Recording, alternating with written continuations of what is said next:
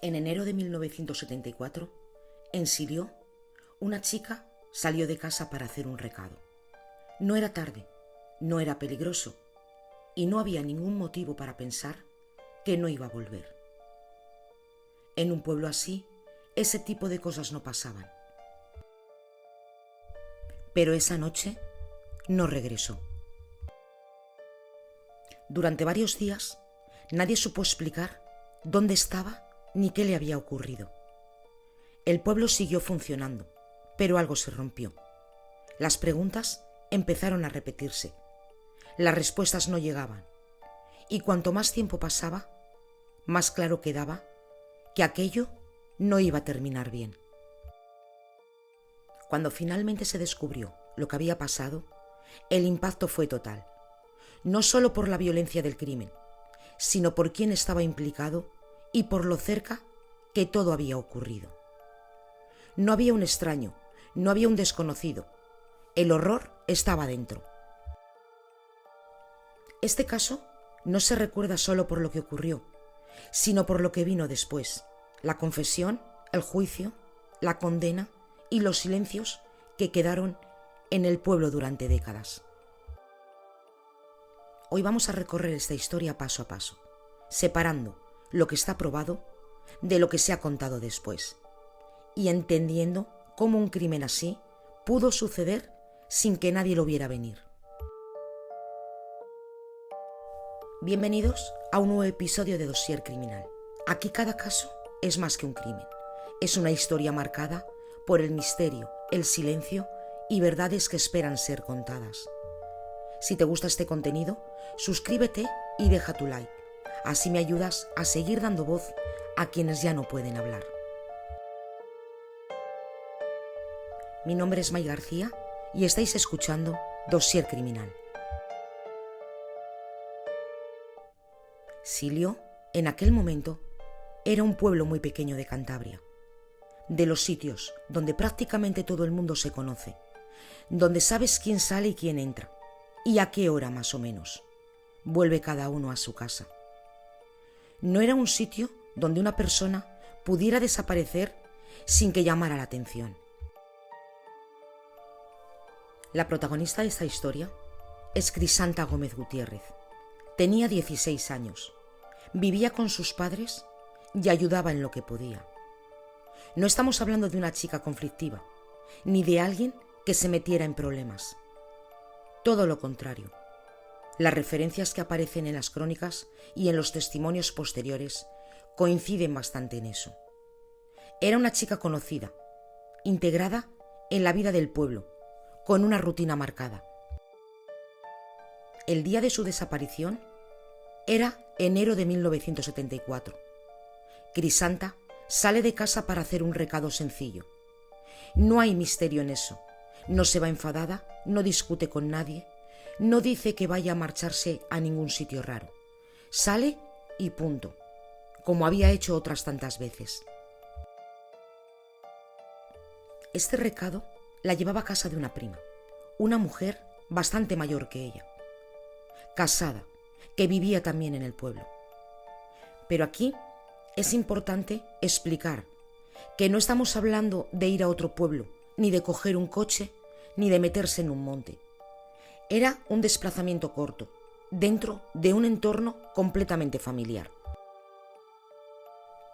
Pero las horas pasaban y Crisanta no volvía.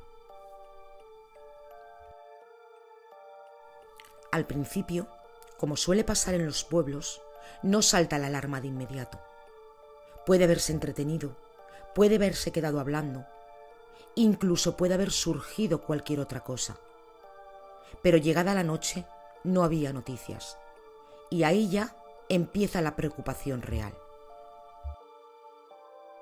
Los padres dan aviso, se pregunta, se busca, se empieza a reconstruir lo último que se sabe con certeza: que salió de casa, que iba a hacer un recado, que fue vista por última vez dirigiéndose a casa de ese familiar, y poco más. No hubo testigos de una pelea, no hubo gritos. Nadie recuerda haber visto algo raro. Y eso, en un pueblo así, ya es raro de por sí, porque cuando algo ocurre, siempre hay alguien que ha visto algo, aunque sea después. Pasan los días y la búsqueda continúa. Interviene la Guardia Civil. Se hacen batidas. Se pregunta de nuevo a los vecinos. Se revisan caminos y zonas cercanas. Y cada día que pasa sin resultados, el ambiente era de mucha más preocupación. Aquí hay un punto importante. No había rastro de una huida voluntaria. Crisanta no se llevó ropa, ni dinero, ni nada que indique que pensaba marcharse. Tampoco había motivos desconocidos para hacerlo. Todo apunta a que algo ocurrió en ese trayecto o justo después de llegar a su destino. Y poco a poco, la investigación empieza a centrarse en el círculo más cercano. Pero no por una sospecha inicial, sino porque objetivamente no había nada más. No había extraños, no hay coches vistos y no hay denuncias similares en la zona. Y aquí es cuando la historia da un giro que nadie esperaba. Con el paso de los días y al no aparecer ningún rastro de Crisanta, la investigación empieza a cambiar de enfoque. Ya no se trata solo de buscar, sino de entender qué pudo pasar y dónde.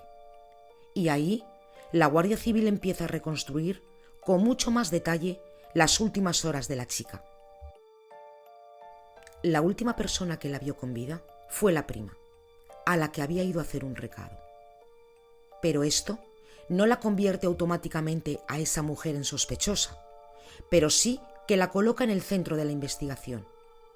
Los agentes necesitan saber exactamente a qué hora llegó Crisanta, cuánto tiempo estuvo allí, si se fue sola o alguien más la vio marcharse.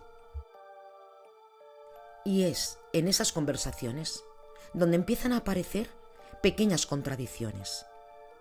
No estamos hablando de grandes mentiras, sino de detalles que no encajaban del todo. Horarios que cambian ligeramente, versiones que no coinciden con lo que dicen otros vecinos, explicaciones que se corrigen de un interrogatorio a otro, pero nada concluyente por sí solo, pero lo suficiente como para que la Guardia Civil insista. Además, aquí hay un detalle importante. Nadie más la vio después. Ningún vecino recuerda haberla visto salir de casa. Y en un pueblo pequeño, eso pesa mucho, porque aunque no haya testigos directos, siempre hay alguien que se ha cruzado con ella. La presión comenzó a aumentar. Los interrogatorios se repetían. Se revisó la vivienda. Se habla también con el entorno más cercano de la prima, incluida su marido. Todo se hace con cautela, porque no hay pruebas físicas claras en ese momento. Solo hay indicios y contradicciones. Y en ese contexto, y tras horas de preguntas y de tensión acumulada, es cuando la prima termina rompiéndose. Acaba confesando que Crisanta no se fue de allí, que lo que ocurrió sucedió dentro de la casa y que ella fue la responsable de su muerte. Pero la confesión no se queda solo en el reconocimiento del homicidio. La mujer explica también qué hizo después, cómo ocultó el cuerpo, cómo lo descuartizó y cómo emparedó los restos dentro de la propia vivienda. Cuando esa información sale a la luz, el caso cambia por completo. Ya no se trata de una desaparición sin resolver, sino de un crimen confirmado, con una confesión detallada y con un escenario que nadie en el pueblo hubiera imaginado. El golpe para Silió fue enorme, porque no era solo la pérdida de una chica joven, era asumir que algo así había ocurrido dentro de una casa conocida, cometido por alguien del entorno más cercano, sin que nadie sospechara nada hasta que ya fue demasiado tarde. Para entender este caso, hay que alejarse un poco del momento del crimen y mirar cómo era la relación entre las dos familias antes de que esto ocurriera.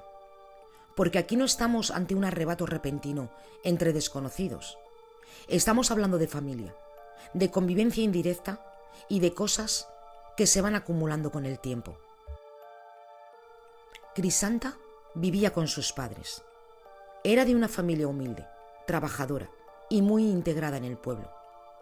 Según las crónicas de la época y los testimonios recogidos después, eran personas conocidas, sin conflictos graves con nadie.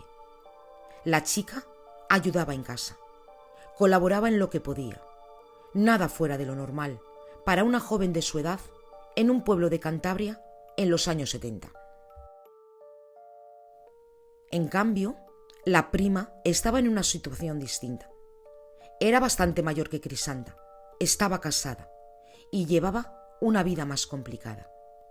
Aquí empiezan a aparecer los primeros elementos importantes del contexto. Entre ambas familias existía una relación económica previa. No era algo extraño ni oculto. Los padres de Crisanta habían ayudado económicamente a la prima y a su marido en el pasado, vinculada a un negocio que estos últimos habían llevado o intentado sacar adelante. Esa ayuda acabó generando deudas, y esas deudas, con el tiempo, se convirtieron en resentimiento. Esto es un punto clave, porque no solo hablamos de dinero, sino de lo que el dinero representa en un entorno tan pequeño. Dependencia, comparación, sensación de fracaso frente a otros que parecen ir mejor. Y según recogen varias fuentes, esa situación no se resolvió bien. Las deudas seguían ahí. La relación se fue tensando y el ambiente se volvió cada vez más incómodo. A eso se suma otro factor del que hablan muchos relatos posteriores: la comparación constante. Cristina era joven, querida en el pueblo y con buena reputación. La prima, en cambio, arrastraba problemas económicos, una vida más dura y, según algunas versiones, una sensación continua de agravio.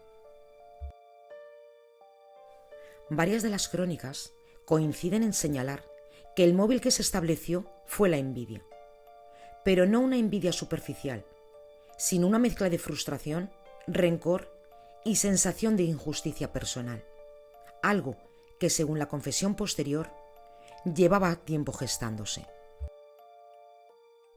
Y aquí hay otro punto importante.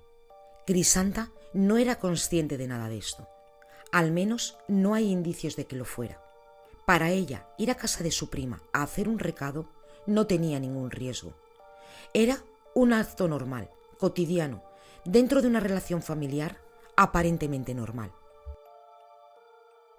Cuando la prima confiesa, explica que el crimen no fue algo planeado durante días, pero que tampoco fue algo completamente improvisado.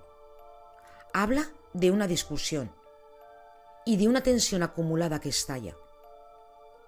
Pero después vino el miedo y el intento desesperado por ocultar lo ocurrido. Y aquí es cuando aparecen las preguntas. ¿Cómo algo así puede crecer sin que nadie lo note? ¿O cómo puede alguien convivir con ese nivel de odio sin que se manifieste hacia afuera? Una vez desaparecida Crisanta y con la prima en el centro de las sospechas, la Guardia Civil comenzó a trabajar con más intensidad. Pero hay que entender que en el año 1974 no existían los métodos modernos que tenemos hoy.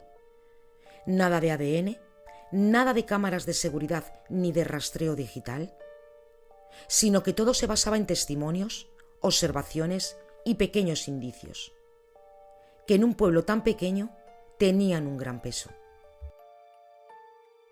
Lo primero fue reconstruir el último día de Crisanta. Se hicieron interrogatorios a vecinos, amigos y familiares para confirmar horas, movimientos y rutinas. Cada versión se cotejaba con la anterior, buscando inconsistencias. Y es aquí donde, como vimos, comenzaron a aparecer esas pequeñas contradicciones en la versión de la prima. Nada enorme por sí solo, pero sí suficiente para que los investigadores insistieran en revisar la casa. La vivienda de la prima fue inspeccionada. Según los informes recogidos en crónicas posteriores, no había señales de violencia, ni nada que hiciera pensar que algo había pasado allí. Por eso fue tan difícil avanzar.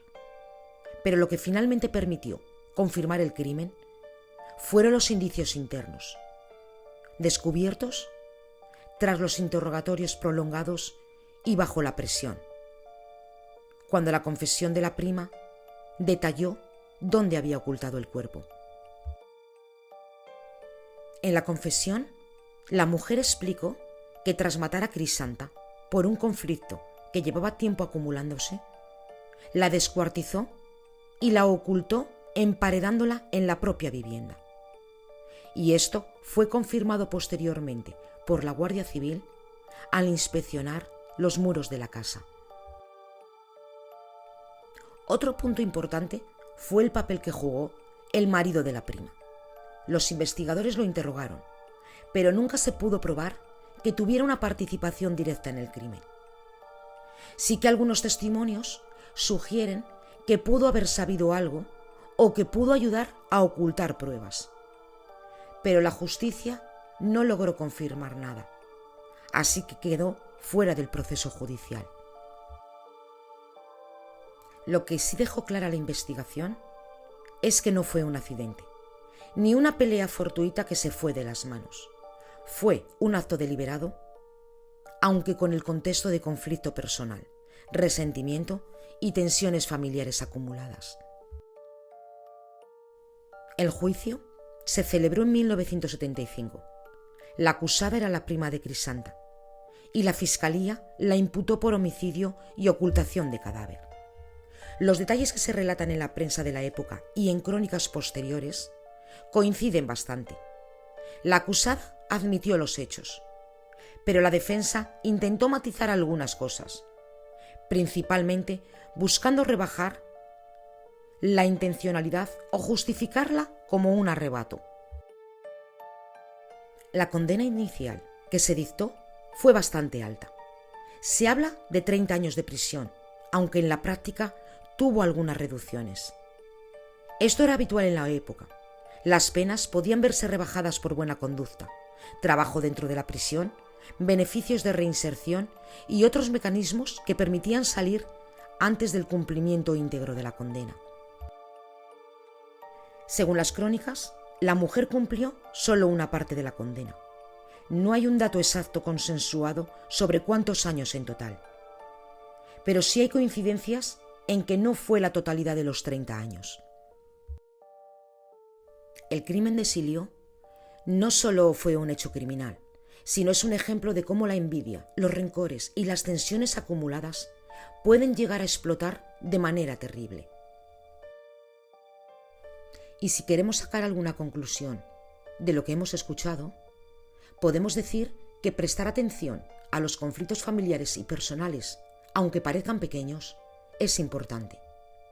Que la envidia y el resentimiento, si se dejan crecer, puede llevar a consecuencias irreversibles. Y por último, el silencio no siempre protege. A veces hablar y afrontar los problemas puede evitar tragedias.